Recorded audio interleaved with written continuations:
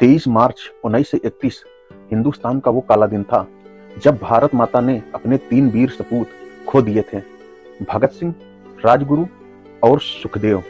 हाँ, ये वही भगत सिंह है जिन्होंने इंकलाब जिंदाबाद का नारा दिया था। लेकिन ऐसा क्या डर सता रहा था अंग्रेजों को उस समय, जो 23 साल के आयु में भारत के वीर सपूत भगत सिंह जी को फांसी के निर्धारित डेट से 11 घंटे पहले सुबह फांसी न देकर नियम के विरुद्ध जाकर शाम के 7:30 पर फांसी दे दी गई। आप इस वीडियो में भगत सिंह के बारे में पूरी सच्चाई जानोगे जो आज तक किसी यूट्यूबर ने नहीं बताया होगा। नमस्कार दोस्तों, मैं आपका दोस्त चंद्रकांत। स्वागत है आपका हमारे चैनल सीके कमलेश 2.0 में। भगत सिंह जी के फांसी का समय कुछ असामान्य था। सुबह तड़के न होकर 23 मार्च की शाम 7:30 बजे सूरज डूब चुका था। लाहौर जेल के chief superintendent major P D Chopra एक 23 साल के छरहरे युवा और उसके 2 साथियों के साथ चलते हुए फांसी के तख्ते की तरफ बढ़ रहे थे। ये सारा नजारा देख रहे deputy jailer superintendent Mohammad Akbar Khan बड़ी मुश्किल से अपने आंसू रोकने की कोशिश कर रहे थे। फांसी के फंदे की तरफ बढ़ रहा वो शख्स उस समय शायद भारत का सबसे मशहूर शख्स बन चुका था।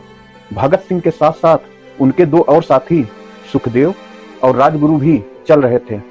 उन तीनों ने अंग्रेज सरकार से अनुरोध किया था कि राजनैतिक कैदियों के उनके दर्जे को देखते हुए उन्हें साधारण अपराधियों की तरह फांसी पर न चढ़ाकर गोलियों से मारा जाए, लेकिन अंग्रेज सरकार ने उनके इस अनुरोध को ठुकरा दिया था।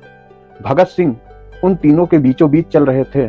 सुखदेव उनके बाईं तरफ और राजगुरु उनके दाहिने तरफ थे। चलते समय भगत सिंह एक गीत गा रहे थे। दिल से न निकलेगी मरकर भी वतन की उल्फत, मेरी मिट्टी से भी खुशबू ए वतन आएगी। उनके दोनों साथी उनके सुर में सुर मिला रहे थे। भगत सिंह ने फांसी से पहले फंदे को चूमा। सतविंदर जस अपनी किताब the execution of Bhagat Singh में लिखते हैं, इस क्षण को महसूस करने के लिए भगत सिंह ने अपनी जिंदगी देश के लिए न्यौछावर कर दी, बल्कि उन्होंने इस क्षण को बाकायदा इंतजार किया था, इसकी योजना बनाई थी। फांसी के फंदे को उन्होंने खुद अपने गले में पहना था। भगत सिंह के बाद राजगुरु और सुखदेव के गले में भी फांसी के फंदे पहना दिए गए थे। उन्होंने भी पहनाए जाने से पहले फंदे को चूमा था। उनके हाथ और पैर बांध दिए गए थे।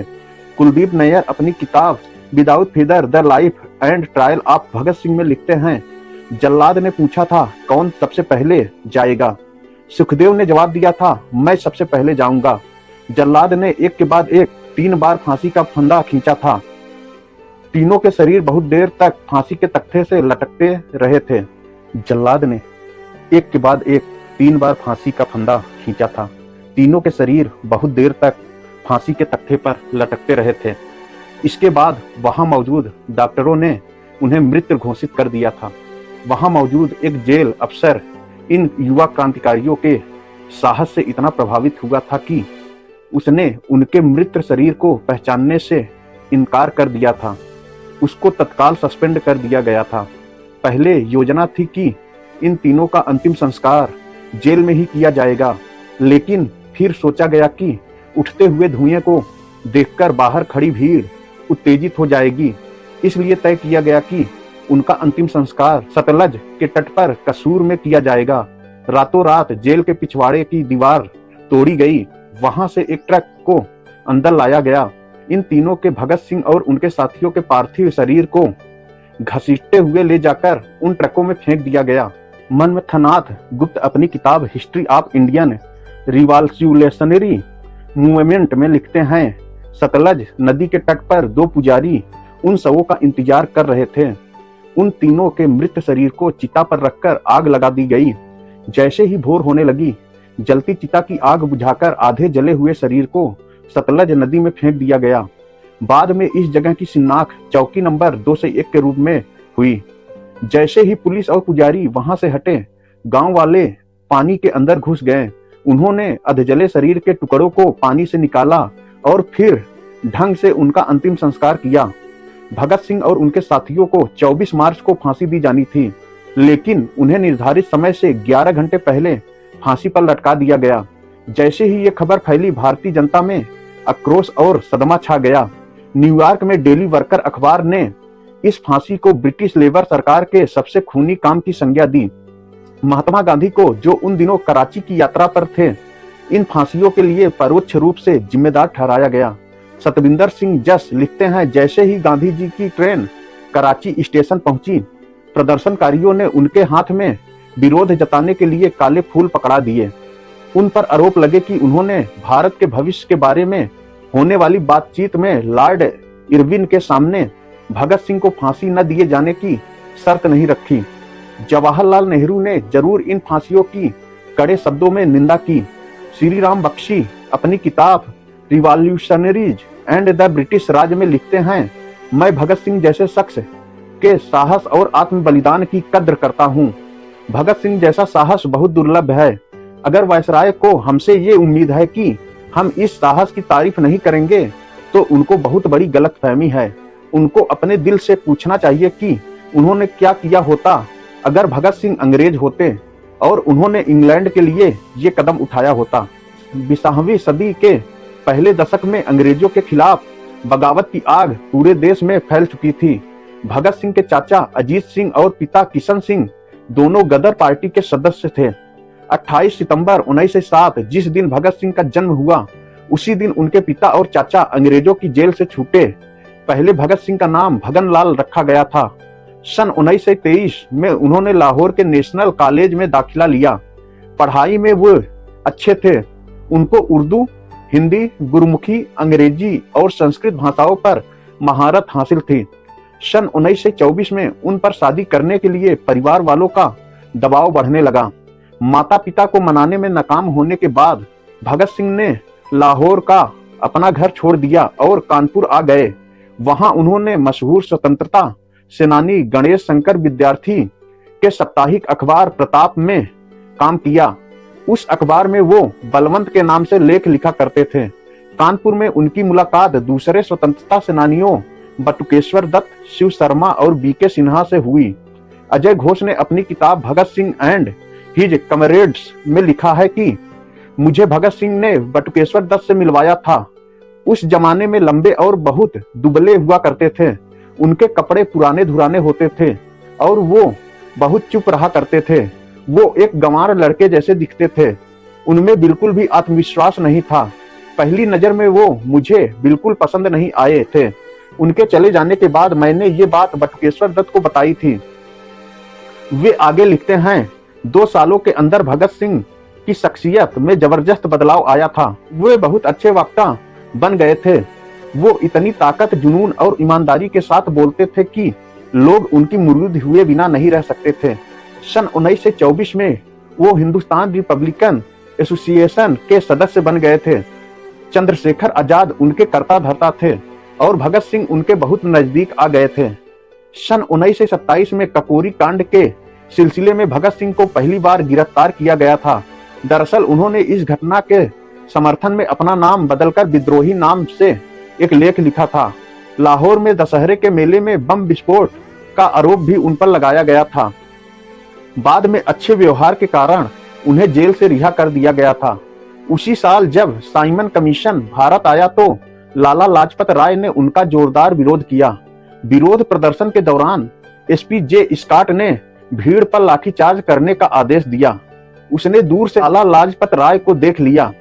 उसने उन पर बेंत बरसाना शुरू कर दिया और तब तक बेंत चलाता रहा जब तक वो लहूलुहान होकर जमीन पर नहीं गिर गए।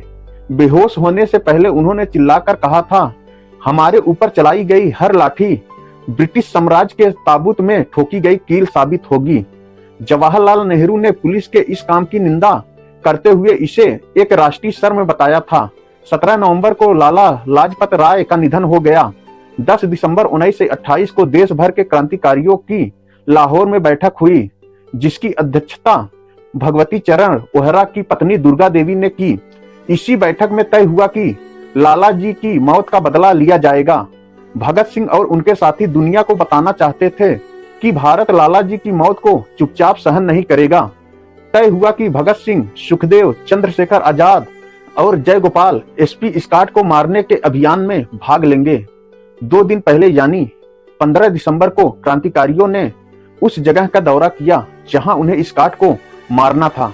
भगत सिंह ने एक लाल बॉर्डर का पोस्टर तैयार किया जिस पर लिखा था स्कॉट किल्ड्स। बाद में उनके हाथ से लिखे इस पोस्टर को लाहौर कंस्पिरेसी केस में उनके खिलाफ सबूत के तौर पर इस्तेमाल किया गया। एक युवा साथी जयगोपाल को जिम्मेदारी दी गई कि जब स्कॉट थाने पहुंचे तो वे इन तीनों को इस बारे में बता दें। स्कॉट की कार का नंबर था 6728। जयगोपाल से कहा गया कि वो इस नंबर को याद कर ले। आश्चर्यजनक बात थी कि जयगोपाल ने पहले स्कॉट को कभी नहीं देखा था। उस दिन स्कॉट पुलिस स्टेशन आया ही नहीं। उसने एक दिन की छुट्टी ले रखी थी क्योंकि उसी दिन उसकी सास इंग्लैंड से लाहौर आने वाली थी। जब पुलिस स्टेशन से असिस्टेंट एसपी जेपी सैंडर्स बाहर आए तो जयगोपाल ने समझा कि यही स्कॉट है। उन्होंने इसकी सूचना भगत सिंह और राजगुरु को दे दी। दोपहर बाद जब सैंडर पुलिस स्टेशन से बाहर आकर अपनी मोटरसाइकिल स्टार्ट कर रहे थे तब राजगुरु ने उन्हें अपनी जर्मन माउजर पिस्टल से गोली मार दी। भगत सिंह चिल्लाते ही रह गए, नहीं नहीं ये स्कॉट नहीं है, लेकिन तब तक देर हो चुका था। जब सैंडर गिरे तो भगत सिंह ने भी उनके मृत शरीर में कुछ गोलियां मार दी। पहले से तय योजना के अनुसार भगत सिंह और राजगुरु डीएवी कॉलेज की तरफ भागे। वहां चंद्रशेखर आजाद ने उनको कवर देने के लिए पोजीशन ली हुई थी। स्वतंत्रता सेनानी शिव वर्मा अपनी किताब रेमिनिसेंसेस ऑफ फेलो रिवॉल्यूशनरीज में लिखते हैं, जब भगत सिंह और राजगुरु सैंडर्स को मारने के बाद भाग रहे थे तो एक हेड कांस्टेबल चानन सिंह उनका पीछा करने लगा। जब आजाद के चिल्लाने पर भी वो नहीं रुका तो राजगुरु ने उसे भी गोली मार दी। उस समय हॉस्टल की खिड़की से बहुत से लोग ये दृश्य देख रहे थे। उनमें से एक थे बाद में महान कवि बने फैज अहमद फैज। अगले दिन शहर की दीवारों पर लाल स्याही से बने पोस्टर चिपके पाए गए जिन पर लिखा था Sander is dead, Lala Lajpat Rai is avenged. Sander की हत्या के बाद लाहौर से बाहर निकलना नामुमकिन था। शहर के चप्पे चप्पर पे पुलिस तैनात थी। सैंडर को मारने से पहले भगत सिंह ने अपने बाल कटवा दिए थे। पुलिस को उनके नए भेष के बारे में मालूम नहीं था। वो बाल और दाढ़ी रखने वाले एक सिख युवक को ढूंढ रही थी। तय हुआ कि भगत सिंह साहबों जैसे कपड़े पहनकर ट्रेन पर सवार होंगे। उनके साथ दुर्गा भाभी उनकी पत्नी के रूप में जाएंगी। मलविंदर जीत सिंह बड़ाइच अपनी किताब Bhagat Singh the internal rebel में लिखते हैं, भगत सिंह ने ओवरकोट और हैट पहन रखी थी। उन्होंने अपने कोट का कॉलर भी ऊंचा कर रखा था। उन्होंने अपनी गोद में दुर्गा भाभी के बेटे सची को इस तरह से पकड़ रखा था कि उनका चेहरा न दिखाई दे। भगत सिंह और दुर्गा भाभी फर्स्ट क्लास के कूपे में थे जबकि उनके नौकर के भेष में राजगुरु तीसरे दर्जे में सफर कर रहे थे। दोनों के पास लोडेड रिवॉल्वर थी। लखनऊ स्टेशन पर उतरकर उन्होंने कुछ घंटे स्टेशन के वेटिंग रूम में बिताए। यहाँ से राजगुरु दूसरी तरफ निकल गए और भगत सिंह और दुर्गा भाभी ने कलकत्ता का रुख किया, जहां दुर्गा भाभी के पति भगवती चरण ओहरा पहले से ही मौजूद थे। कलकत्ता में कुछ दिन रहने के बाद भगत सिंह आगरा आए, जहां उन्होंने हींग की मंडी मोहल्ले में 2 घर किराए पर लिए। आगरा में ही भगत सिंह और उनके साथियों की एक बैठक हुई जिसमें सैंडर्स को मारे जाने के परिणाम पर बड़ी बहस हुई। सबका मानना था कि इस हत्या का वो असर नहीं हुआ जिसकी वो सब उम्मीद कर रहे थे। उनको उम्मीद थी कि इससे डरकर बड़ी संख्या में अंग्रेज भारत छोड़ देंगे। उन्हीं दिनों असेंबली में 2 बिलों पर विचार किया जाना था। एक था पब्लिक सेफ्टी बिल, जिसमें सरकार को बिना मुकदमा चलाए किसी को भी गिरफ्तार करने का अधिकार दिया गया था। दूसरा था ट्रेड डिस्ट्रीब्यूट बिल, जिसमें श्रमिक संगठनों को हड़ताल करने की मनाही हो गई थी। जिस दिन ये बिल पेश किए जाने थे यानी 8 अप्रैल को, भगत सिंह और बटुकेश्वर दत्त खाकी कमीज और शर्ट पहने हुए सेंट्रल असेंबली की दर्शक दीर्घा में पहुंच गए। उस समय असेंबली में कई बड़े नेता जैसे विट्ठल भाई पटेल, मोहम्मद अली जिन्ना और मोतीलाल नेहरू मौजूद थे। कुलदीप नैयर लिखते हैं, भगत सिंह ने बहुत सावधानी से उस जगह बम लुढ़काया जहां असेंबली का कोई सदस्य मौजूद नहीं था। जैसे ही बम फटा पूरे हाल में अंधेरा छा गया। बटुकेश्वर दत्त ने दूसरा बम फेंका, तभी दर्शक दीर्घे से असेंबली में कागज के पैम्पलेट उड़ने लगे। असेंबली के सदस्यों को इंकलाब जिंदाबाद और लांग विंग प्रोलिटेरियट के नारे सुनाई दिए। उन पैम्पलेटों पर लिखा था, बहरों को सुनाने के लिए ऊंची आवाज की जरूरत होती है। ना ही भगत सिंह और ना ही बटुकेश्वर दत्त ने वहां से भागने की कोशिश की। जैसा कि पहले से तय था कि उन्होंने अपने आप को गिरफ्तार करवाया, वहीं पर भगत सिंह ने अपनी वो पिस्टल सरेंडर की जिससे उन्होंने सैंडर की हत्या की थी। उनको पता था कि ये पिस्टल सैंडर की हत्या में उनके शामिल होने का सबसे बड़ा सबूत होगी। दोनों को अलग अलग थानों में ले जाया गया। भगत सिंह को मुख्य थाने और बटुकेश्वर दत्त को चांदनी चौक के थाने पर लाया गया। इसका उद्देश्य था कि दोनों से अलग अलग पूछताछ की जाए ताकि सच का पता लगाया जा सके। भगत सिंह और बटुकेश्वर दत्त को इस काम के लिए आजीवन कारावास की सजा मिली, लेकिन सैंडर की हत्या के लिए भगत सिंह, राजगुरु और सुखदेव को फांसी की सजा सुनाई गई। भगत सिंह को फांसी दिए जाने से कुछ दिन पहले पंडित मदन मोहन मालवीय ने वायसराय लॉर्ड इरविन को तार भेजकर भगत सिंह की मौत की सजा को उम्र कैद में परिवर्तित करने की मांग की, लेकिन उनके इस अनुरोध को ठुकरा दिया गया। फांसी दिए जाने के अगले दिन पूरे लाहौर में हड़ताल रखी गई। उनकी याद में नीला गुंबद से एक शोक जुलूस निकाला गया। ये जगह उस जगह के बहुत पास थी जहां सैंडर को गोली मारी गई थी।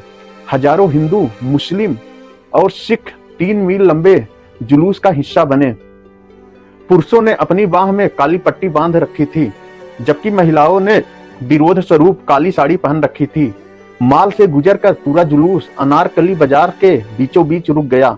तभी घोषणा की गई कि भगत सिंह का पूरा परिवार तीनों शहीदों की अस्थियां लेकर फिरोजपुर से लाहौर पहुंच गया है। 3 घंटे बाद फूलों से लदे 3 ताबूत उस जुलूस का हिस्सा बन गए। वहां मौजूद हर शख्स की आंखों में आंसू थे। उस मौके पर एक उर्दू अखबार के संपादक मौलाना जफर अली खान ने एक नज्म पढ़ी। जिस जेल में भगत सिंह को फांसी दी गई थी, वहां के वार्डन चरत सिंह धीमे कदमों से अपने कमरे की तरफ बढ़े और फूट फूट कर रोने लगे। अपने 30 साल के करियर में उन्होंने बहुत से लोगों को फांसी होते देखी थी, लेकिन किसी ने इतनी बहादुरी से मौत को गले नहीं लगाया था जितना भगत सिंह और उनके 2 साथियों ने। भगत सिंह की मौत के 16 साल 4 महीने और 23 दिन बाद भारत आजाद हुआ था और अंग्रेजों को यहां से हमेशा के लिए जाना पड़ा था। इंकलाब जिंदाबाद हिंदुस्तानी भाषा का नारा है, जिसका अर्थ है क्रांति की जय हो। इस नारे को भगत सिंह और उनके क्रांतिकारी साथियों ने दिल्ली की असेंबली में 8 अप्रैल 1929 को एक आवाजी बम फोड़ते वक्त बुलंद किया था। 1921 में हसरत मोहनी ने सर्वप्रथम इंकलाब जिंदाबाद का नारा अपने कलम से लिखा था। इस नारे को बाद में भगत सिंह, अशफाकुल्लाह खां और राजेंद्र नाथ लाहिड़ी ने मशहूर किया और इस नारे ने हिंदुस्तान सोशलिस्ट रिपब्लिकन एसोसिएशन की गतिविधियों को और विशेष रूप से अशफाकुल्लाह खां, भगत सिंह और चंद्रशेखर आजाद को प्रेरित किया। स्वतंत्रता आंदोलन की तारीखवार भारतीय राजनीतिक उपन्यासों में स्वतंत्रता समर्थक भवाना अक्सर इन नारे को लगाने वाले पात्रों की विशेषता है। तो दोस्तों, कैसी लगी आज का यह वीडियो कमेंट करके जरूर बताएं। आशा करते हैं कि आज का वीडियो आपको बहुत अच्छा लगा होगा। अच्छा लगा हो तो वीडियो को लाइक करें, चैनल को सब्सक्राइब करें और वीडियो को शेयर करना मत भूलिएगा। मिलते हैं फिर किसी नेक्स्ट वीडियो में। तब तक के लिए नमस्कार दोस्तों।